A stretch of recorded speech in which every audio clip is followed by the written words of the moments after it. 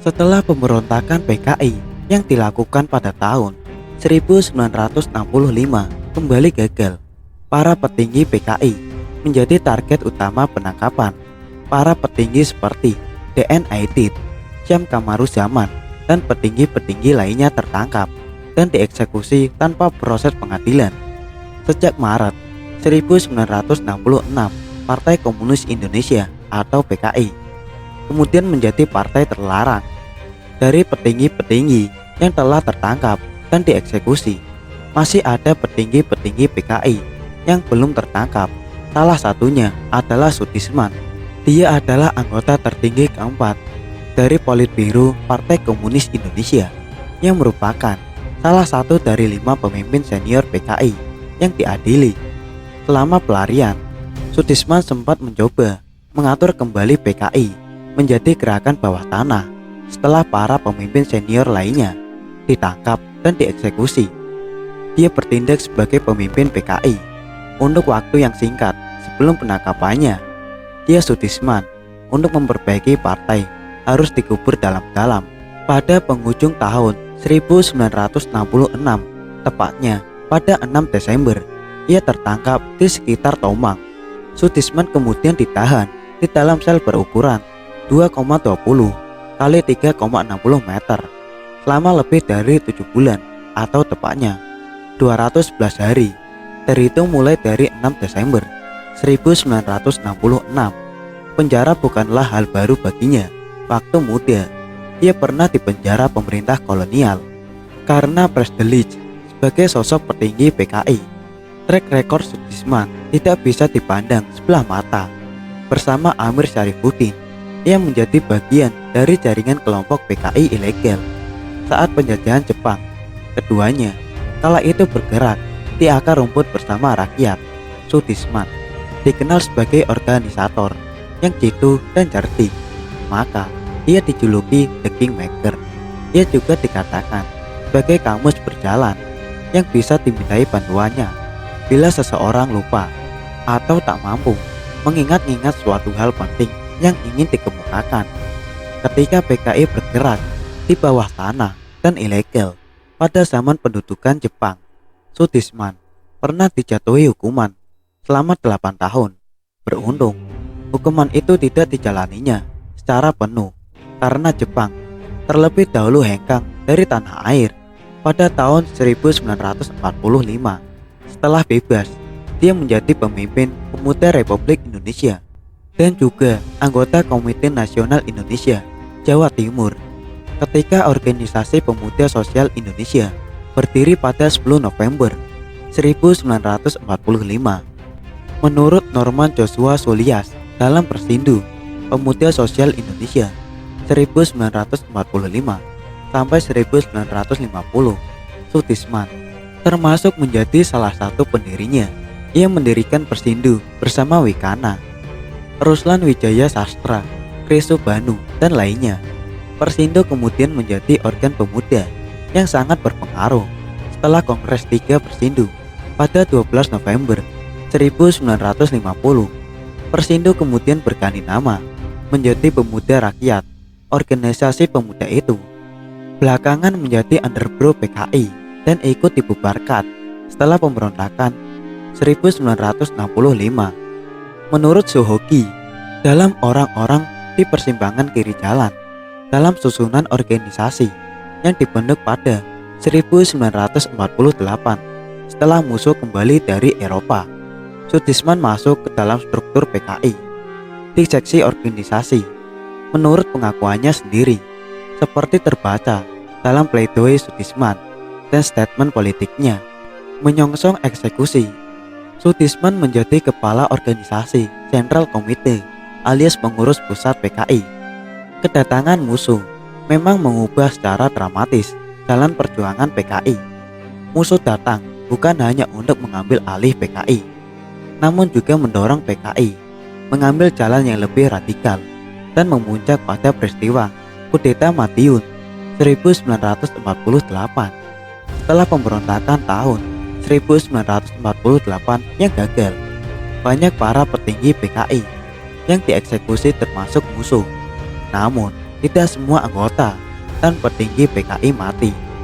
Mereka yang berhasil lolos dari pembersihan membangun kembali partai itu, termasuk Soetisman yang pada tahun 1950 diangkat sebagai sekretaris CC PKI di bawah pemerintahan TN Aidit yang masih terhitung muda. Pada awal 1950-an, Soetisman dipercaya untuk urusan organisasi sebagai sekretaris CC PKI di bawah kepemimpinan TN Aidit yang masih terhitung muda pada awal 1950-an. Soetisman tampaknya begitu dipercaya untuk urusan organisasi ketika menjabat sebagai anggota Politbiro PKI. Dia juga menjadi anggota Departemen Organisasi PKI. Di luar urusan partai, Soetisman adalah anggota parlemen, Dewan Perwakilan Rakyat Gotong Royong, Majelis Permusyawaratan Rakyat sementara.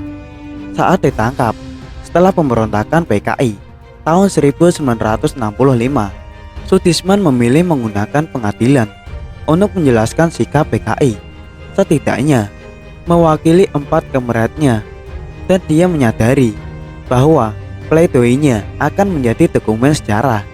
Kesadaran itulah yang membimbingnya untuk memanfaatkan panggung Mahmilub dengan sebaik mungkin. Ketika persidangan itu berlangsung, ia mengaku sedikit kecewa lantaran persidangan tersebut tidak terbuka untuk masyarakat luas. Sungguh sayang bahwa sidang-sidang Mahmilub yang mengadili perkara saya ini tidak disiarkan oleh RRI seperti halnya dengan sidang-sidang Mahmilub yang lalu. Sejak mengadili perkara Saudara Dr. Subandrio, walaupun tidak disiarkan oleh RRI, saya yakin bahwa secara getar tular, secara berantai akan sampai pada mereka. Sebab monblade, suara dari mulut ke mulut, adalah lebih cepat tersiar daripada stage blade, suara pemerintah. Dalam sidang Mahkamah Militer Luar Biasa tahun 1967, Soetisman memaparkan tentang kejadian 30 September 1965. Dalam sidang itu, Soetisman tidak menyangkal keterlibatannya dalam G30S yang menculik dan membunuh para jenderal angkatan darat. Di persidangan secara terbuka, dia mengatakan, "Saya sendiri terlibat dalam G30S, tetapi PKI sebagai partai tidak terlibat dalam G30S.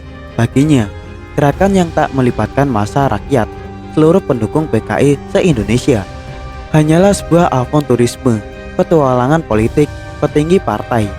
Bagaimanapun juga, sebagai pemimpin tertinggi yang masih hidup, saya memakai kesempatan ini untuk meminta maaf atas apa yang terjadi."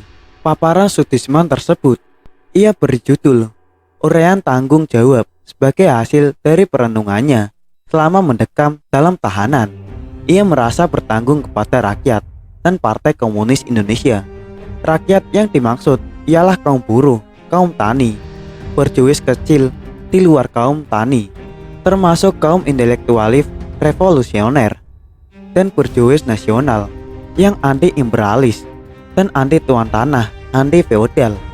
Soetisman mengatakan dengan jelas, "Saya dengan mereka, Aidit, Nyoto, Lukman, dan Sakiman, membangun kembali PKI sejak tahun 1951.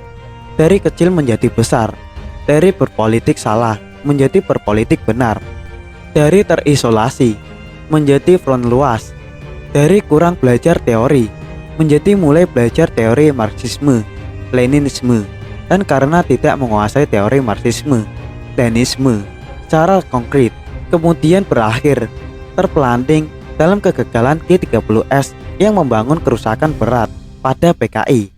Para petinggi PKI, tanpa mengindahkan ketentuan-ketentuan organisasi, melibatkan diri ke dalam G30S yang tidak berdasarkan kesadaran dan keyakinan yang tinggi massa rakyat.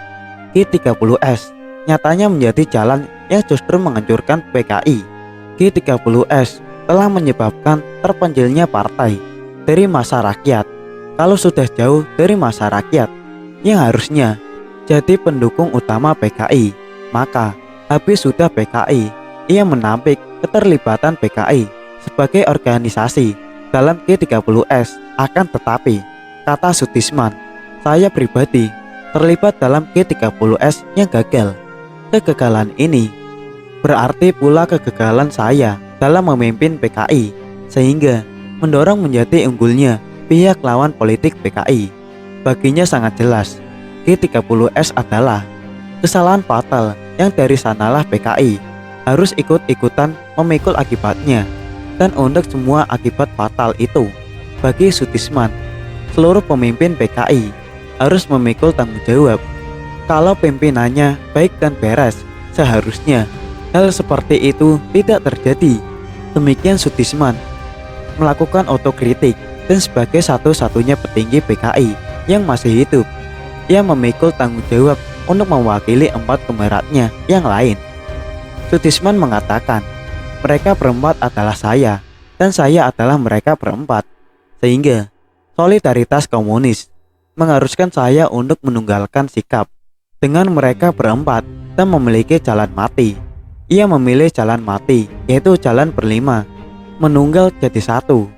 Jalan yang telah dilalui oleh kawan-kawannya seperti DN Aidit, MH Lukman, Nyoto, dan Sakirman. Jalan itu ia pilih karena setiap jalan yang dilaluinya pasti akan mengarah kepada kematian. Maka dari itu, ia memilih jalan pendek dengan hukuman mati. Seperti teman-teman seperjuangannya, ia kemudian divonis bersalah dan dijatuhi hukuman mati. Itulah uraian tanggung jawab yang dipaparkan oleh Soetisman, salah seorang dari anggota tertinggi Politbiro PKI. Ketika berada dalam persidangan Mahmilub, ia berusaha untuk membersihkan nama baik PKI dengan mengatakan bahwa pemberontakan itu adalah sebuah petualangan politik. Soetisman dengan yakin mengatakan, walaupun PKI sekarang sedang rusak berkeping-keping, saya tetap yakin bahwa ini hanya bersifat sementara, dan dalam proses sejarah nantinya PKI akan tumbuh kembali, sebab PKI adalah anak zaman yang dilahirkan oleh zaman. Dari pernyataannya itu, maka secara tidak langsung mengatakan bahwa ideologi komunis masih ada di Indonesia dan diharapkan untuk bangkit kembali oleh orang-orang seperti Pak Soetisman